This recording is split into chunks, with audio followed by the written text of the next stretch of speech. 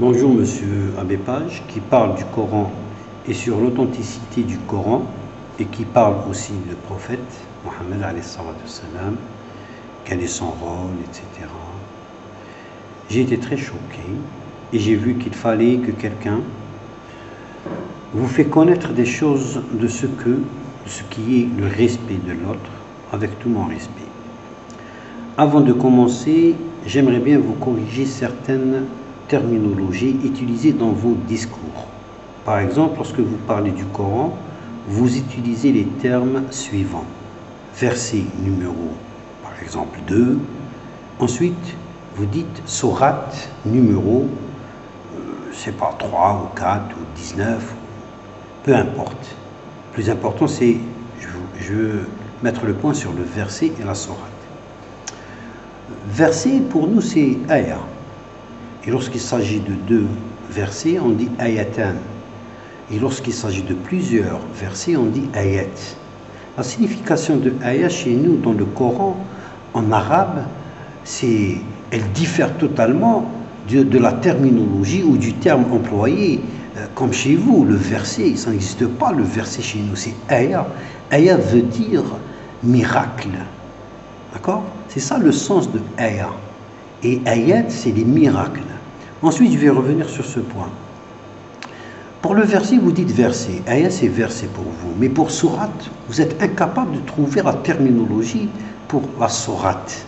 Sourate Al-Imran, ou bien sourate Baqara, ou bien sourate... Vous êtes incapable de trouver cette terminologie. D'accord? Donc ça, c'est un point. Ayat, chez nous, elle se divise en 3. Donc, ayat, ayatan, plusieurs, lorsqu'il s'agit de plusieurs, plus de deux ayat, donc on dit ayat. Le Coran utilise la ayat ou les ayats pour désigner les différentes lignes écrites dans le Coran. Pourquoi on dit ayat? Parce que c'est la parole de Allah. C'est la parole de Allah. Je ne veux pas utiliser le terme Dieu parce que je ne connais même pas qu'est-ce que ça veut dire Dieu. D'où vient ce terme Dieu? Chez nous, ça n'existe pas le terme Dieu. Il y a Allah, Al-Rabb, Al-Malik, Al-Quddus, Salam, Al-Aziz, Al-Hakim, etc. On n'a pas Dieu. On n'a pas en arabe Dieu. Ça n'existe pas chez nous Dieu. Donc c'est chez vous Dieu. Donc Allah, c'est la parole de Allah. C'est la parole de Allah. La parole de Allah elle-même est un miracle. Elle-même est un miracle. Je vais vous donner un exemple. Je vais vous citer un exemple. En embryologie, je suis un scientifique moi.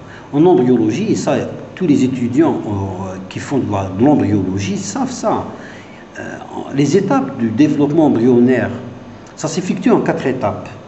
Mais là, c'est que lorsqu'on veut décrire les 4 étapes, on dit étape 1, étape 2, étape 3, étape 4. Mais le Coran les a déterminés, les a donné un nom. On a Notfa, c'est l'étape 1. Ensuite, Alaqa, c'est l'étape 2. Ensuite, Mudra, c'est l'étape 3. Et ensuite, Al-Idham, Naqsul Idham al-Ahma. Les 4 étapes. Mais les scientifiques, généralement, ne veulent pas utiliser ça. Pourquoi? Parce qu'ils ont peur que les étudiants vont demander d'où viennent ces termes du Coran. Donc, ils vont chercher dans le Coran. Et ça va être des vagues et des vagues de pas mal d'étudiants qui sont intelligents. Ils vont devenir musulmans, c'est sûr.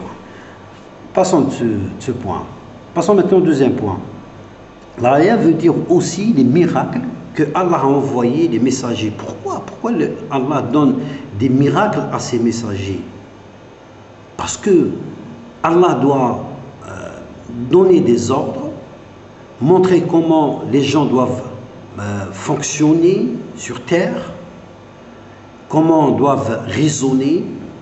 Et donc, Allah, j'ai utilisé le terme Dieu bêtement, Allah, donc, il doit donner à ses messagers et aux prophètes des miracles pour que les gens puissent, comment dirais-je, pour être convaincus ou pour c'est-à-dire c'est comme un signe de témoin, c'est une preuve que ce sont des envoyés de Allah et non pas c'est des charlatans, etc. C'est ça.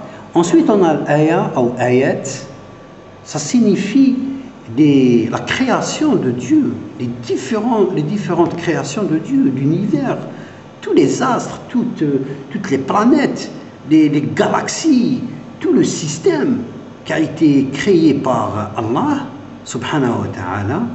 Ça, c'est des miracles. Ça, c'est des miracles. Pour voir comment la Terre tourne, pour connaître l'emplacement des étoiles qui se sont déjà éteintes, mais l'emplacement existe. Et Dieu jure par ça.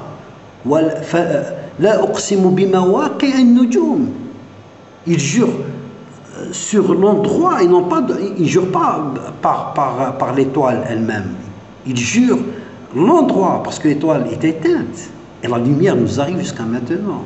Il jure. Ça, c'est des miracles. Inna rabbakumullahu alladhi khalaqa as-samawati wal arda fi sittati ayyam. Chez vous, 6 jours, ce sont les 6 jours de la semaine. Chez nous, dans le Coran, ce n'est pas les 6 jours de la semaine. C'est des 6 jours chez Allah. C'est des jours, c'est un autre temps. C'est un autre espace de temps. Ce n'est pas la même chose. Ce n'est pas le samedi, dimanche, vendredi, ça. C'est pas ça. Les 6 jours, c'est parce que chez nous, dans le Coran, il y a une ayah qui parle que le jour chez nous, ça correspond, chez Allah, ça correspond à 1000 ans. Il y a une autre ayah pour les anges, Layla, معارج تعرج الملائكة والروح إليه في يوم كان مقداره 50,000 50,000 ans. Une journée, 50,000 ans chez les anges. Donc les jours chez Allah diffèrent des jours chez nous.